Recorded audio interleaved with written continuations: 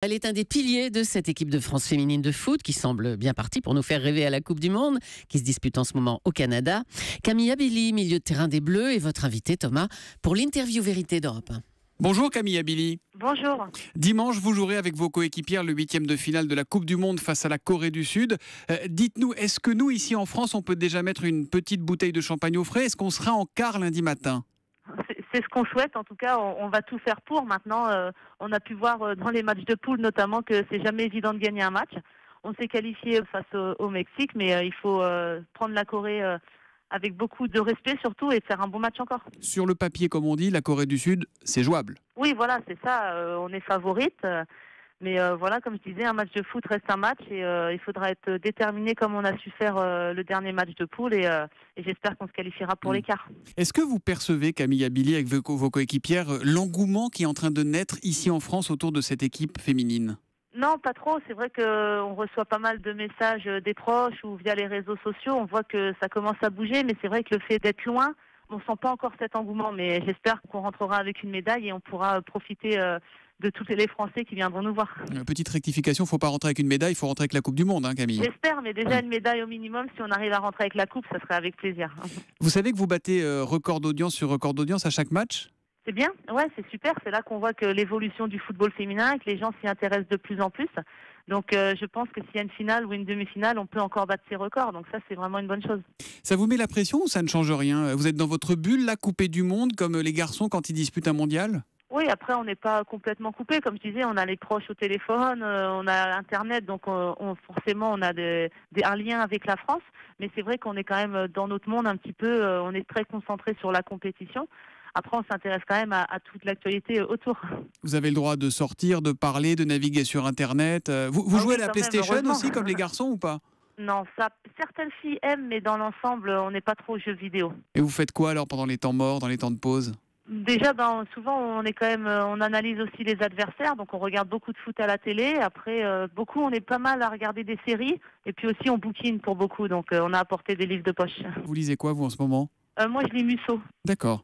Les garçons, justement, les Bleus, est-ce qu'ils se manifestent un peu ? Oui, on a vu via les réseaux sociaux certains Bleus qui nous soutiennent, qui nous encouragent, donc ça fait forcément plaisir. Et ça, c'est une belle récompense aussi, parce qu'il y a quelques années, c'est vrai qu'ils ne connaissaient pas forcément l'équipe de France féminine, et maintenant on voit le soutien, donc ça fait plaisir. Mais là, vous avez eu des messages de qui disaient quoi, par exemple ? J'ai vu récemment qu'il y avait Lucas Digne, Alexandre Lacazette, il y a Maxime Gonalon, Clément Grenier. Enfin, moi, je connais un peu plus les Lyonnais, donc forcément, ils nous ont soutenus.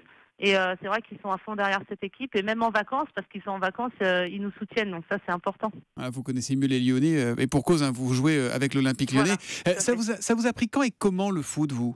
Alors j'ai commencé moi toute petite en fait. C'est vrai que mon papa et mon frère faisaient du foot et j'ai de suite été sur les terrains avec eux et c'est une passion familiale et de suite j'ai voulu jouer. Vous aviez quel âge ? Depuis l'âge de 6 ans, donc ça fait 24 ans maintenant et ça m'a pas quitté.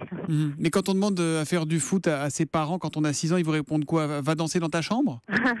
J'ai eu de la chance qu'ils de suite ils n'ont pas eu de préjugés, ils m'ont soutenu parce que c'était dans les années 90, donc ça n'avait pas du tout le même engouement que maintenant. Mais j'ai jamais eu de soucis par rapport à ça. Et même dans le petit club de garçons où j'étais, j'ai de suite bien été acceptée. Donc ça, c'était important pour moi. Ah, parce qu'au début, vous jouiez dans un club de garçons, il n'y avait pas de club de filles ? Non, comme je disais, ça s'est bien développé ces dernières années, mais ça remonte à 24 ans. Donc à l'époque, il n'y avait pas de club de filles, enfin en tout cas pas pour les petites filles de 6 ans.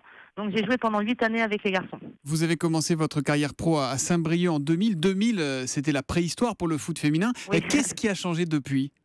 Beaucoup de choses. Le fait tout simplement qu'on n'a plus besoin de se justifier. Maintenant, quand on dit qu'on fait du foot, ça paraît logique. Il y a quelques années, quand j'étais à l'école et que je faisais du foot, tout le monde me regardait un petit peu bizarrement parce que je faisais partie, comme si j'étais un extraterrestre, il y avait peu de filles qui faisaient du foot. Mais puis après, tout l'engouement, les médias, forcément, les sponsors... on voit que le football féminin a très bien évolué. En 2009, vous êtes repéré par Los Angeles. Alors chez les filles, le foot féminin aux États-Unis, c'est un peu le Brésil. Hein. C'est pas comme les garçons qui vont faire une petite piche pour gagner un peu de sous en fin de carrière. C'est vraiment l'endroit où il faut être. Ouais. Vous jouez alors dans le même stade que Beckham. Hein. Vous vous entraînez à côté de lui. Voilà, vous avez parlé foot avec lui, foot féminin déjà ou pas ? Non, moi non. Déjà au début, je parlais pas très bien anglais, donc ça m'a permis d'apprendre la langue. Mais j'avais une de mes coéquipières qui était chez Adidas comme lui et il venait de temps en temps nous voir. Il discutait avec les filles, donc ça montre que un tel personnage qui vient passer du temps avec nous, il a vraiment de la reconnaissance pour le football féminin. Le foot féminin aux États-Unis, c'est des stades de 15 000 places qui sont pleins, hein, c'est ça? Oui, à peu près, oui. Dans l'ensemble, on devait être tourné autour de 10 000 personnes sur tous les matchs. Vous gagnez votre vie aujourd'hui grâce au foot. Sur l'échelle de Zlatan, vous vous situez où, vous? Oh, on en est très très loin, forcément. Après, personnellement, j'ai la chance d'être à l'Olympique Lyonnais, d'avoir un président qui aime beaucoup son équipe féminine et qui investit. Donc, je peux vivre de ma passion et ça, c'est vraiment une belle opportunité. Vous avez de quoi vous acheter une nouvelle grosse voiture tous les 4 jours ou pas? Ah non, non, pas du tout. J'ai déjà la chance d'avoir une voiture du club, une Hyundai, c'est très bien. Vous jouez avec le numéro 10 dans le dos, Camille Abili. Il y a donc eu Platini, il y a eu Zidane et maintenant il y a Camille Abili. Ah. Je me mets pas à leur échelle, loin de là. Hein. J'ai rien prouvé par rapport à eux. Après, c'est sûr que c'est forcément une fierté déjà d'avoir ce maillot et en plus c'est un numéro que j'affectionne. Mais je suis très très loin des Zidane ou des Platini, donc je pourrais même pas me comparer. Rassurez-nous, niveau coupe de cheveux, vous cédez pas la même mode que les garçons? Non, non, non, non. En général, c'est plutôt des queues de cheval parce que c'est plus pratique pour jouer. Il paraît que vous avez aussi un faible pour les bonbons, c'est vrai ça? C'est vrai, je suis assez gourmande, mais je me dépense justement pour pouvoir profiter et manger de temps en temps. Ça me fait du bien mentalement, psychologiquement, ça fait du bien des fois. Non, c'est du sucre pour récupérer, hein. C'est un cas de force majeure de toute façon. Voilà, c'est ça. Camille. C'est exactement ça. Camille. Oui. Vous nous la rapportez, la Coupe du Monde? Promis, on va tout faire pour. Hein, vraiment. et on viendra il reste descendre encore pas les Champs-Élysées. mal d'étapes à franchir, mais en tout cas, on va tout donner et puis j'espère qu'on arrivera à revenir avec cette coupe. Donc la première étape sur le chemin de cette Coupe du Monde, c'est le 8e de finale, un dimanche à 22h. On sera derrière vous et on est derrière vous. Allez les Bleus ES. Merci beaucoup Camille Abili, bon match et à très vite avec la Coupe du Monde à Paris. J'espère, merci beaucoup en tout Au cas. revoir. Au revoir.